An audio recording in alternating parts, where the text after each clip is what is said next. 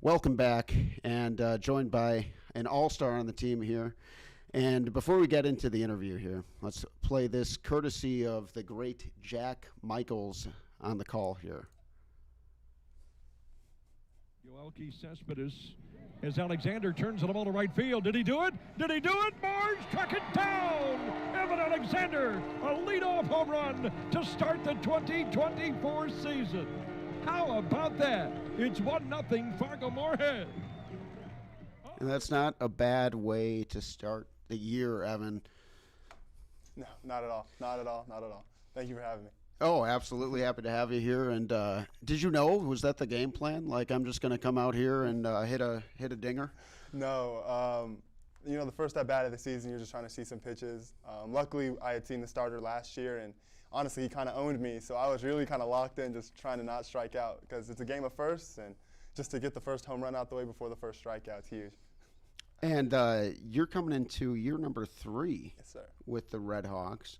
And we were talking on Media Day. It's a bit of a interesting situation where it's not haven't you been here forever, but in this league, 3 years is a long time, and a lot of these veterans have left. And so what's been like breaking some of these new guys into the Redhawks culture? It's been great. I don't think it's too hard because the guys that Coast and Bid have brought in have been great, and they've done a great job of going about their work and fitting right in with us. And I haven't really had to do too much, so they've made it easy on us, and I really just kudos to them. Now, what is unique about it, the culture you guys have? Everyone I talk to, it seems like they're always talking about how not just good players, but good guys on the Redhawks. It's easy, man. I think just we are all here to win, and I think we're all trying to chase that same dream of getting out of here and making bigger and better things, and I think we all bond on that. And when you win, it's a lot easier and it's a lot more fun. So it just kind of gives us something to all latch on to, and we all just go hard for that one goal. And we'd won a championship before, so we know we can do it. Now, I asked Coast this really important question: who wins the hot dog eating contest? Because it's buy one get one free tonight at the ballpark. So if for me, I'd probably buy about 6, eat about 12.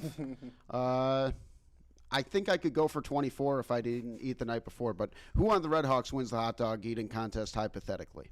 I have to say Davis Feldman. We went to cryo today, and he was one that told me that it was buy one get one. So it seems like he's had it circled. So he must be ready to go. And speaking of circled, tough matchup, defending champs, all jokes aside, that's got to be a circled date for you guys. Second home series and already a look at the defending champs and a nice rivalry between you guys the last few years as well. It's great for them to come to town. It's always fun. It's going to be a good game. They're going to bring their best, so it just brings the best out of us. And, we're going to see where we're at real quick, huh? Yeah, absolutely. Now, a lot of new guys on the team, and we got a first look against Lincoln, but what else can we see? What have we maybe not seen yet as far as some of the new guys? What have you seen in practice and stuff? I'm really excited about Peter Brookshaw. Hopefully he starts getting some more at-bats. A young guy out of NDSU, actually. He's shown some really good things in the exhibition games and his at-bats early in the year. And honestly, everybody, like Coast was saying, it's so early in the season, it's hard to write guys off after 10, 12 at-bats, after only getting 10, 12 at-bats in the preseason. It's a long season, and once we get going, I think it's going to be really exciting to watch. Awesome. And any keys as far as X factors as you see against this series here? I think, like Coach said, taking advantage of their mistakes. Their pitching staff's going to be around the zone with everything, and we just have to be ready to hit when the opportunities present itself. And behind the pitchers, we have to make plays. We can't be throwing the ball away. We got to play sharp because errors lead to long innings, and against this team, we can't have long innings because this team's too good for that. Awesome. Well, before I let you go, any closing thoughts, anything else you might want to add? No, I'm just ready to go. I'm really excited to be back, and thank you for having me. Really a good time.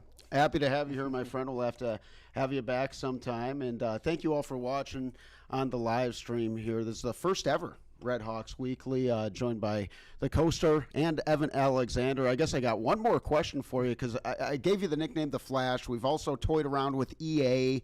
I think you told me there was one as well. Do you have a preferred nickname?